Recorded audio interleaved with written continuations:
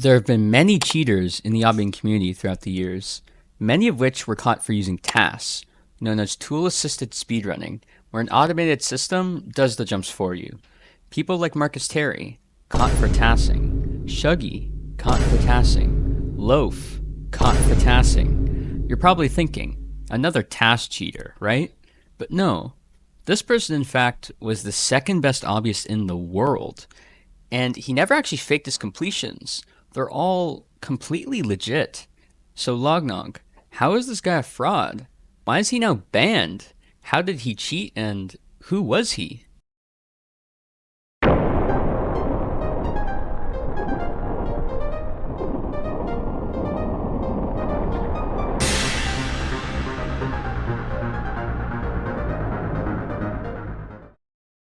Before I start, I want to make it to 5,000 subscribers soon, and only 6% of my viewers are actually subscribed. So if you could like and subscribe to this video, it would mean a lot to me. Okay, back to the video. Lieria was a very prominent figure in the pro obbying community, so much so with all the obbies he had completed, I placed him at a very high second place in my top 10 obbyists on Roblox video, making him one of the best obbyists in the world. But I was wrong. I first have to tell you how Lieria got to this point, however, and why he is the biggest fraud in obbying in recent times. Lieria's first completion on his channel started off with a surprisingly hard completion, Tower of Elongated Runs, the 70th hardest tower ever beaten. It only included the few final jumps, but it looked normal, nothing out of the ordinary. His next hardest completion, however, only a month later, is a bit strange. He'd beat a new hardest tower, Tower of Cruel Punishment, the 54th hardest tower ever beaten, and upload it 28 days after he uploaded Tower of Elongated Runs. But it didn't even take nearly this long for him to actually beat it. Lieria purposefully staggered his TOCP completion video to a month after his TOER one, as according to etoh tower stats, he beat TOCP only 9 days after doing TOER, as well as 1 terrifying and 2 insane towers all on the same day. But okay, this isn't impossible, right? Well, if we go back to March 25th, 2024, we can see he beat 36 towers in the span of 2 days, including 7 insanes, 3 extremes, 1 terrifying, and his first catastrophic tower, Tower of Generation Failure, in again, 2 days.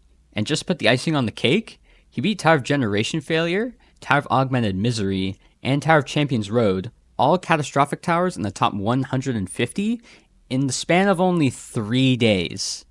If it wasn't already obvious, Lieria is an alt account, owned by someone who has at least beaten horrifics before, as catastrophic players would not be able to pull off accomplishments such as these. Whoever this person was, they continued with the completions on Lieria, beating Tower of Watermelon, the 35th hardest tower, only a month after Tower of Cruel Punishment, then Tower of the Roof's Peak only 5 days after Tower of Watermelon, which is ranked as the 24th hardest. This is clearly being done by someone who's already beaten these towers before. He would continue this insane streak of new hardest towers, and by the time 2025 rolled around, he had beaten 5 Unreals in the span of only 4 months, having beaten Tower of Spiraling Fates, Citadel of Infinite Void, Tower of Querdy Ueop, Tower of Blind Fate, and even verifying Tower of Sudden Death, all of which are in the top 7 hardest towers ever beaten. We weren't dealing with any horrific player anymore. We were dealing with a top 5 obbyist at least. Or perhaps multiple people on the same account? This idea of Lieria being used by not one, but multiple people started to spread when he beat his first Unreals, as Lieria had by far the biggest skill improvement seen by anyone ever, going from statistically a new player to obbying to a top 5 obbyist in the span of only 1 year, making Monsters of Blocks' insane skill improvement, which is considered the fastest skill improvement of any obbyist ever, look like a joke in comparison. A skill improvement this big was considered by many to be unachievable, as many top players who've been playing for half a decade at this point were now considered to be worse than Lieria, who'd been playing for 1 year. So, who was behind Lieria's account? It was rumored at many points that almost every top player was Lieria at some point. People like Sevro or even the Divine were theorized to be Lieria, but those theories had their flaws. Sevro was caught a few times going AFK and talking to someone at the same time Lieria went AFK on his streams. But Lieria's keyboard overlay didn't match what Sevro said. And with the Divine, well, basically every player mentioned here was either completely inactive or straight up not good enough to be Lieria, so this was confirmed to be just a troll. There was one person, however, who fit the bill for being Lieria. This person was Myfrata, also known as Friendly Fart. It was theorized even earlier on that Myfrata was the sole person behind Lieria, as other top 10 obbyists like Gene the Obbyist compared the gameplay between Lieria and Myfrata and concluded that the gameplay styles were basically a perfect match, that Myfrata was almost certainly at least one of the people behind Lieria. And this is what was thought for a long time. I even mentioned in my top 10 obbyist video. We have Myfrata. Oh, sorry, I mean Lieria. Ignoring that. As the proof of Myfrata being behind Lieria made a lot of sense. But other than Myfrata, no one else had any other good leads. Many people still thought it was a shared account, but they didn't know who else was involved other than Myfrata. Until the people behind all of Lieria's completions decided to finally reveal who they were. On June 7th, 2025, the people behind Lieria revealed themselves. There were two. One of them was indeed Myfrata, as many people expected, but the second was someone who wasn't largely considered to ever be Lieria. It was Skitsuna. Wait, the most popular top obbyist was part of Lieria? Yep.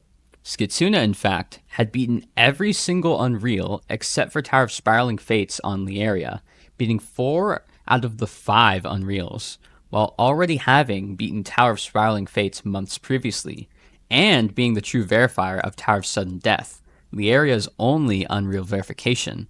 Myfrata was, of course, the one who started it all, with basically every early completion being done by him. He's the owner of both Lieria's YouTube channel and his Roblox account, but Skitsuna is also a manager of Lieria's channel and had access to his Roblox account as well, if you still had any doubts about all this. But how come the many people analyzing Lieria's gameplay knew it was Myfrata but not Skitsuna? Well, it turns out Skitsuna had completely changed his playstyle and disguised himself in a way that happened to look similar to how Myfrata would play and beat Obbies. Something like this has never been done before, as it's very awkward to completely change your playstyle the way Skitsuna did and still be comfortable playing, and it's very easy to slip up. Even Skit himself mentioned he slipped up a few times, but no one had noticed them, such as this tab out on IKEA Tower he apparently has a habit of doing. So what does this mean? Well, as you can see here, the account Lieria has been banned from making new completions, and all of Lieria's completions were moved to Skitsuna and Myfrata respectively. This also means that for the time I made my top 10 obvious video, Skitsuna should have been placed at 2nd place instead of Lieria, and Myfrata should have been somewhere in the top 10, as his completions of Tower of Spiraling Fates and Tower of Cordy Uyop were unknown at the time. Hey guys, if you enjoyed this video, make sure to like and subscribe. I make videos like these weekly, so make sure you don't miss them. Alright, see ya.